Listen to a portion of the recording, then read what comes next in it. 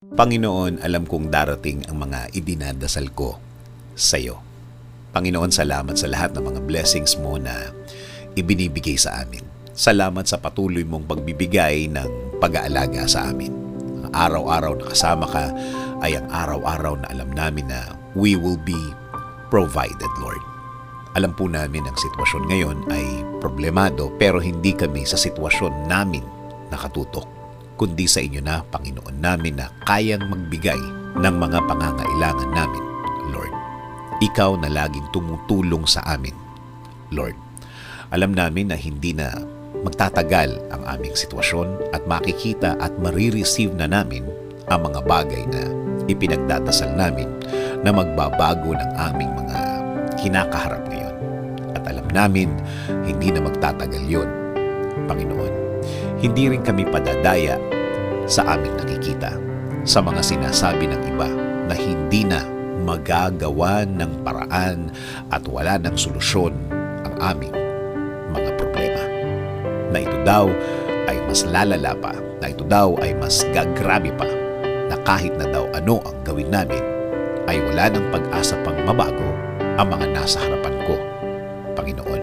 Kung salita lang nila ang aming pakikinggan, kung mga sinasabi nila ang aming iisipin, Lord, para ko lang pinahina ang faith ko sa inyo, Lord.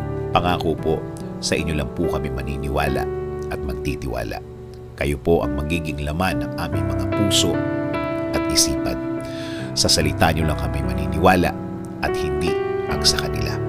Kaya ngayon, Panginoon, ngayon pa lang, salamat na po sa inyong mga naibigay sa amin.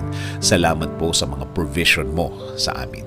Salamat na sa mga biyaya na ibibigay ninyo, Lord. Kasama din po ng pasasalamat ng mga ibibigay ninyo sa akin at sa amin, Panginoon. Alam po namin na ang mga bagay na ibibigay niyo sa amin ay hindi na magtatagal.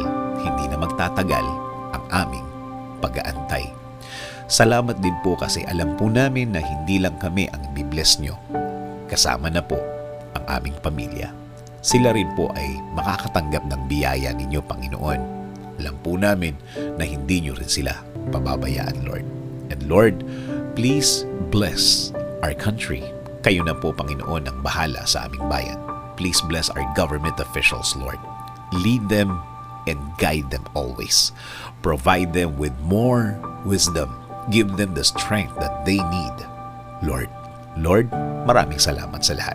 Sa lahat ng inyong ibinigay at ibibigay sa aming sarili, sa aming pamilya, at sa aming bayan. This is our prayer. In Jesus' name, Amen.